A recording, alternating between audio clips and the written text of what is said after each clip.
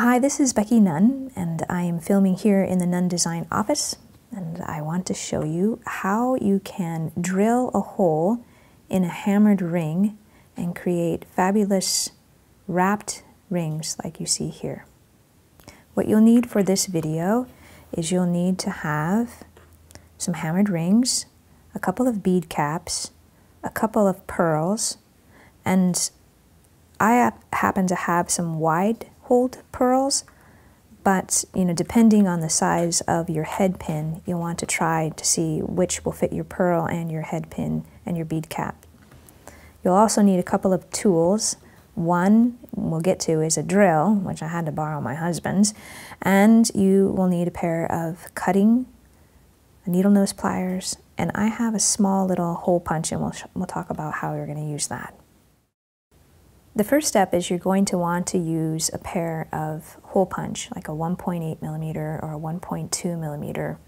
And the only thing I'm doing here is I'm just creating a little dent, not punching it all the way through, but just kind of creating a little teeny dent, and that will give me a reference point for where my drill bit will thread into.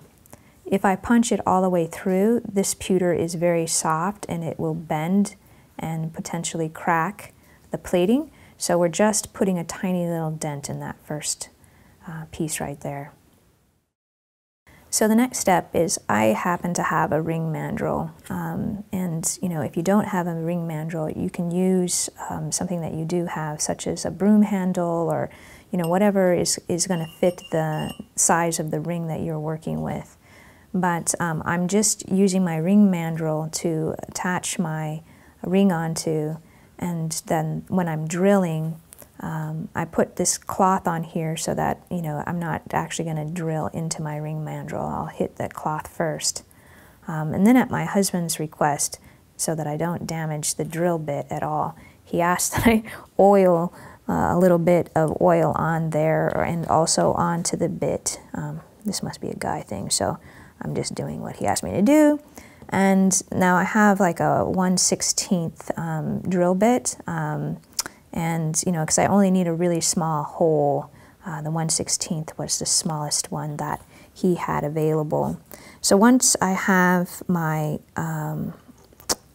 drill ready to go and I have my item on my mandrel, you're going to just want to try to line up your drill bit with that hole. And my hole wasn't quite perfectly in the center, so I'm just going to go ahead and this is going to be challenging. So you hold your mandrel and you just drill. And I'm just going super slow. And then you know when you went through because you feel it go boom like that. And then you have a nice little hole inside of your ring, nice and clean and smooth. And we're ready to start wire wrapping it. Now that we have our hammered ring with a hole in it, let's take a look at the options of what we can do with starting to construct our ring.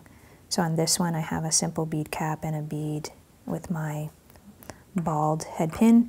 On this one I have a balled head pin and the bead cap on the top and the pearl.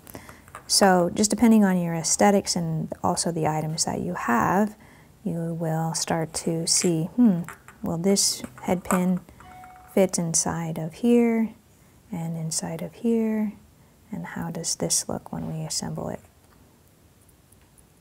Put it through the hole, and that's going to look super cute, just like that. Or let's see what it'll look like in the other one. On this one it has a balled head pin. Hooray! So you have a balled head pin. And this is where the real fun creativity comes in, because each piece can come out different. So this one I'm putting a little, see how that gold and silver look together? And then I want to see what it would look like if I had even another one on there. So that's a fun look, and then I can go back in and crimp down and squeeze these bead caps to make that even tighter if I want. So let's go ahead and build out this one. So I have already my drilled hole, and so the next thing I'm going to do is I'm going to wrap this wire around to secure that in place. This balled head pin is much finer gauge than the other head pin. So just to make sure that when I'm done and that my bead cap is very secure on there, I might come back in with some additional wire and wrap it around just to kind of make sure that it's nice and secure. And so you can see I was only able to wrap it around 1 or 2 times before, and you know, with wear and tear that might get a little bit loose, so I might want to get another piece of wire and continue to secure that down. But it gives you the general idea. And then with your excess that you would have from wrapping, you can just go on in and holding that in position so it doesn't shoot. You can go ahead and trim that over and then tuck it down. And now you have a very simple little wrapped piece. Here's some additional wire wrap samples that you might be interested in seeing. On this, I wire wrapped this piece several times around here and here to secure that on fun and secure it on tightly and have it, I don't know, that's just super fun. Here's a couple of additional pieces. These I am a little bit concerned about. I made them and they're very secure in wire wrapped on, but it's only this fine little attachment right here that's keeping that in place, so I would be a little bit concerned over time. But so you want to take into consideration on what gauge of wire that you're using and how those come out as far as keeping that piece secure. This is a super fun piece that I'd love to do a tutorial on, but I can't even figure out how I did it. It was a total mistake when I was making something and it just came out so cool. I just finished it up and there you go. You got a bunch of twisted wire like a bird's nest on top of there.